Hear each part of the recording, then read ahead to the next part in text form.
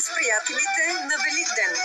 Българското национално радио, Радио Благоевград и продуцентско-издателска компания ВВД Руйчев представят една съвместна творческа продукция, за да бъде споделена с вас.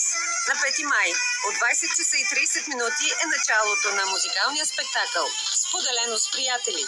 Чрез ефира на телевизия Родина ви каним да се насладим на непреходни музикални изпълнения от българската фолклорна съкровищница и да видим младостта и зрелостта в действие. Песни за любов и раздяла, за празник и делник, за род и родина. Представят ги част от талантливите изпълнители на продуцентска компания ВВД Руйчев.